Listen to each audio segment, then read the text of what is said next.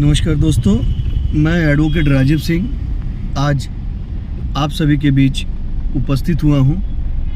आज मैं आप सभी से बात करने जा रहा हूं एक बहुत ही महत्वपूर्ण विषय पे।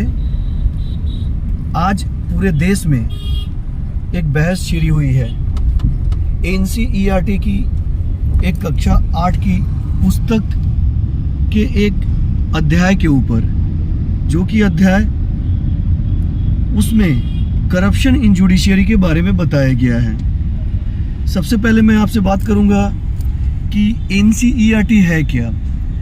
NCERT national council of education research and training एक स्वायत्त संस्था है जिसकी स्थापना 1961 में हुई है।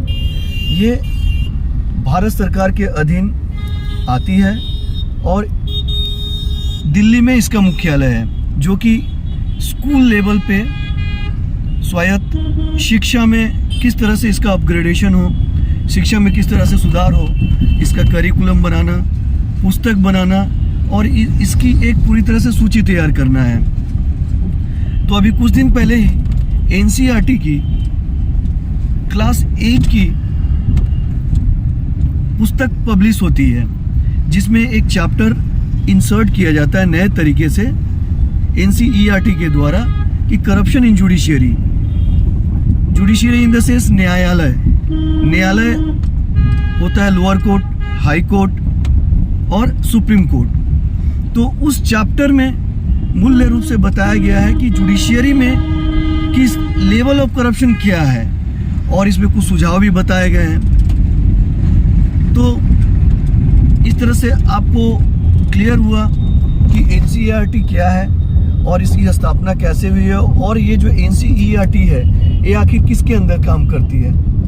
तो कहीं ना कहीं इसका डायरेक्ट और इनडायरेक्ट कनेक्शन, मेरा जो मानना है कि हमारी जो केंद्र में बैठी गवर्नमेंट है बीजेपी की, NDA की, कहीं ना कहीं उसका पूरा असर, क्योंकि ये भारत सरकार के अधीन आती है तो एक इम्पैक्ट रहता है।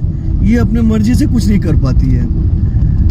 हुआ ये है कि जैसे ही ये बुक प्रकाश में आती है, पूरे देश में इस पे एक बहस छिड़ जाती है कि आखिर किस तरह से जुडिशियरी को टारगेट किया जा रहा है। बीइंग एन एडवोकेट, मैं जानता हूँ जुडिशियरी किस तरह से किस प्रॉब्लम को फेस कर रही है। जब से ये बीजेपी की गवर्नमेंट केंद्र में आई है, NDA इसके अपने घटक दलों के साथ मिलकर इनका विभिन्न मुद्दों के साथ साथ एक टारगेट रहा है कि जुडिशियरी, जैसा कि आप जानते हैं, डेमोक्रेसी के 3 सबसे मजबूत पिलर होते हैं,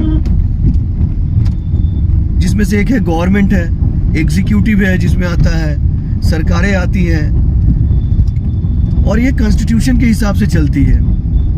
संविधान का एक महत्वपूर्ण पक्ष है जुडिशियरी। जुडिशियरी को अगर इस तरह से बदनाम करने की कोशिश की जाएगी तो ये देश के लिए अच्छा नहीं है, हमारे संविधान के लिए अच्छा नहीं है। इसका स्वतः संज्ञान सुप्रीम कोर्ट ने लिया है।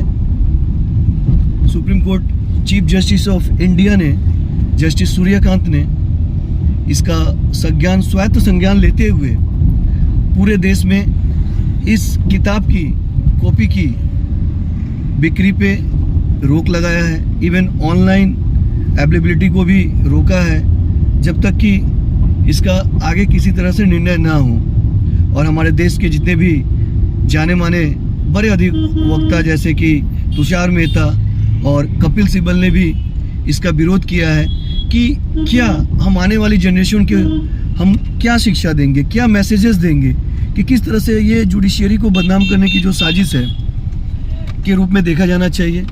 जुडिशियरी, खास करके ये जो लॉ फील्ड होता है, ये एक काफ़ी सम्मानीय फील्ड है और जुडिशियरी जिस तरह से कनेक्टेड है बार और बेंच, हमारा रिलेशन बार और बेंच का एक अलग रिलेशन होता है, तो एक समाज में बहुत ही बैड मैसेज जाता है।